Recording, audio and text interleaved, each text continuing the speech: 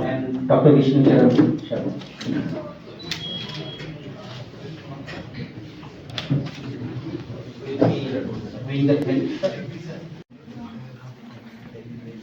Other principals would now appreciate Dr. Ashish Dey, Associate Professor, and several Raj College.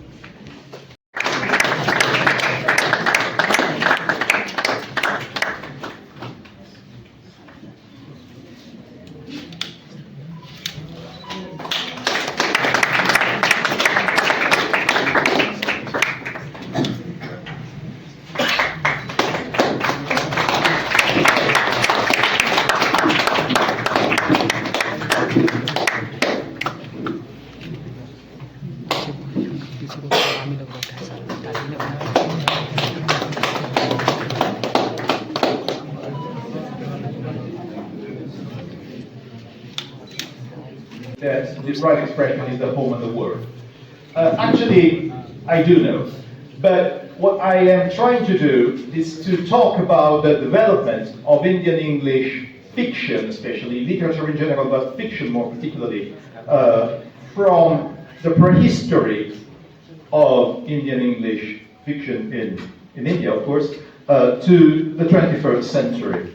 And so what I'm trying to do is not to look at any particular case study, not to talk about any particular work, except as an example. So what I'm trying to do is to approach Indian English literature from afar.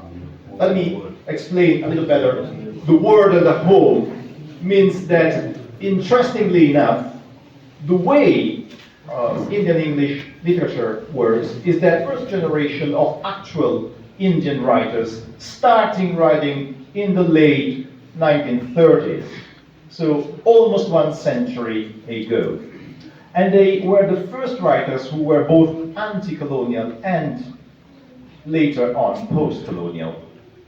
Then we have the second generation, which started about in the 1980s, and that's the postmodern generation of writers. You know, people like Salman Rushdie, like Amitav Ghosh, like Vikram Seth.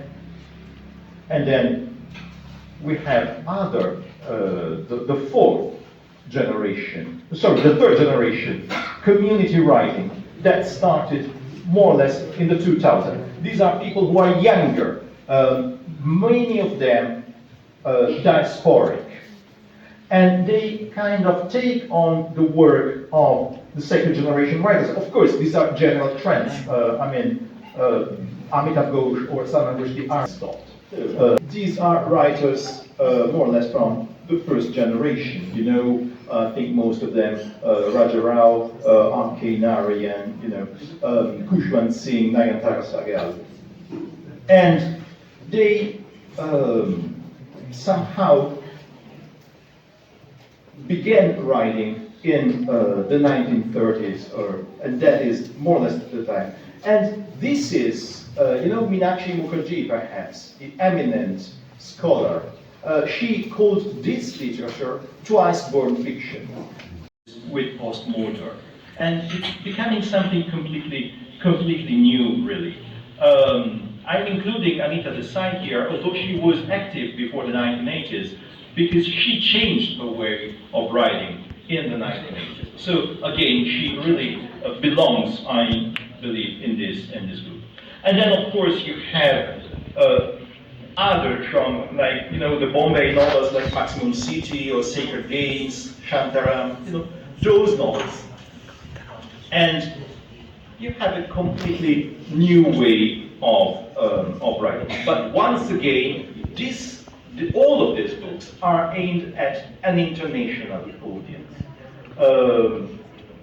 They are not promoting any particular Indian value, or they are just discussing India, presenting India to both, let's say, Indian middle class up there with the North Sea, and after a while you get fed up with it. When you study the literature written in India, you have a huge subcontinent that goes even beyond India herself. There are other countries, of course. And in that case, well, it's enriching. And what I particularly like in this is that very often, well, I've been talking about secularization of Indian writing. It is there, but still, there are so many hints at different traditions, different way of looking at things. And this hybridization of the novel is actually a Western tradition, okay? So this hybridization of the novel, the Western tradition, and so many, say, inputs that are coming from the Eastern tradition, this, I think, makes the Indian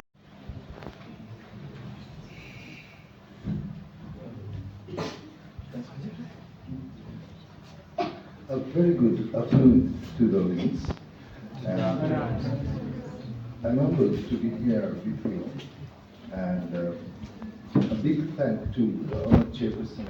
Essentially about text analysis, close reading, and that's it. But today, contemporary stylistics have benefited extensively from other disciplines, in particular cognitive psychology.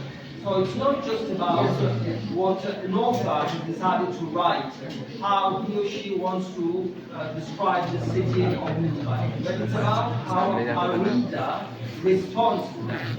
If we read those texts, shall we respond in the same manner? No. Even if we all like those texts, all of us, for a number of reasons, for our experience, our background, our sensibility, in human being. It not only brings different cultures and cultural heritages closer, but also induces understanding and social integrity. Indian heritage. Mr. V, as Tara calls, as she was unable to pronounce his full name, was uncomfortable and repeatedly asked to have a non-Indian, black or white driver. Finally admits to go with her. To Mr. V, the sight of multiple piercing was terrible as Tara is his daughter's age, Meena.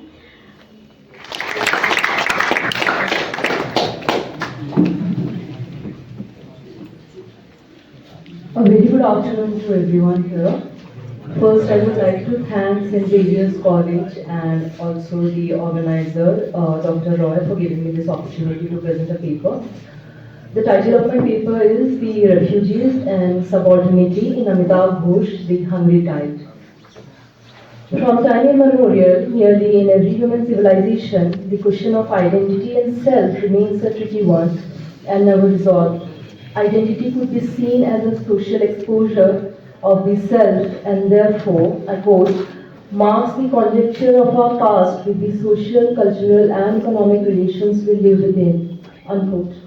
In its traditional meaning, identity presupposes a sense of being identical, keeping an all-inclusive, naturally constituted state. The issue of identity acts on two levels, individual and collective of group identity.